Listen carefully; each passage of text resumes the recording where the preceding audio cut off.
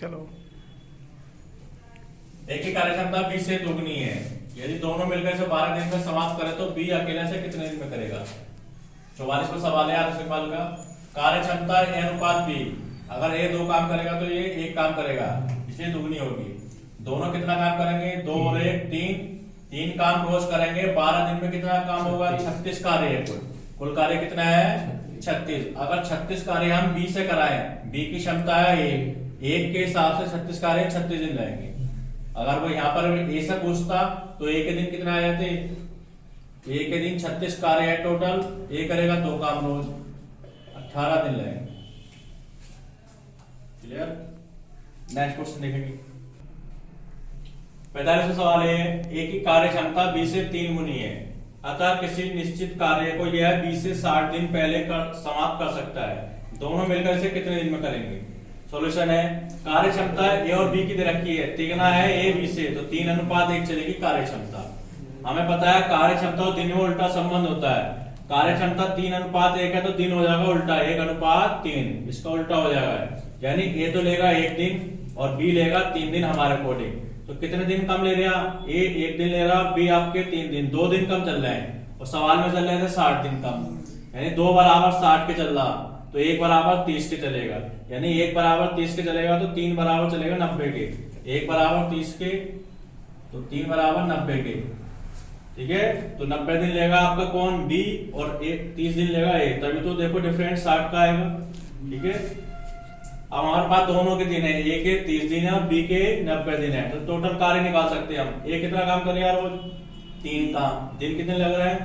30, तो कुल कार्य आ जाएगा 3 × 30 यानी 90। या बी से निकाल सकते हो। अब बी कितना काम कर रहा है रोज? 1 दिन लग रहे हैं, तब भी 90 कार्य आएगा। आप कह रहा दोनों मिलकर से कितने दिन में करेंगे? दोनों कितना काम करेंगे रोज? 4, 3 और 1 4 के हिसाब से 90 कार्य 22.5 दिन में होगा।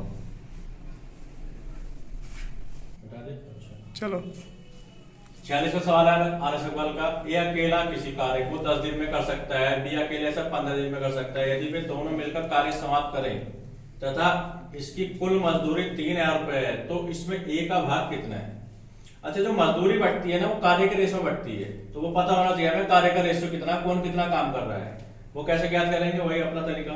ए 10 दिन में कर रहा है, बी 15 दिन में, दोनों का एलसीएम 30, 10 का 12 30 में 3 बार, ये ए का कार्य आ गया। 15 का 12 30 में 2 बार, ये बी का कार्य आ गया।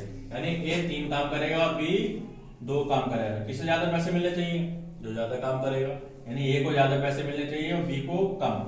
3000 रुपए मिले दोनों को, जिसमें ए का हिस्सा था 3, और हिस्सा बांटने के लिए बटे में अनुपाती योग रखते हैं। 3 और 2 5, 5 से 3000 600 बार, 600 के 3 से बढ़ा देंगे 1800। यानी ए को मिलेंगे 1800, तो अगर बी का पूछता तो वो 1200 मिलते। 47वां सवाल है, ए अकेला किसी कार्य को 6 दिन में, बी अकेला इसे 8 दिन में समाप्त कर सकते हैं। दोनों मिलकर एक लड़के की सहायता से 3 दिन में समाप्त कर सकते हैं। यदि इसकी कुल मजदूरी 4000 रुपए हो तो लड़के का भाग कितना है? पहले तो ए और बी कर रहे थे अलग अलग, ए कर रहा था 6 दिन में, बी कर रहा था 8 दिन में। अब इन्हें लगा कि काम पूरा नहीं होगा जल्दी से, तो इन्होंने एक लड़के को अपने साथ शामिल कर लिया।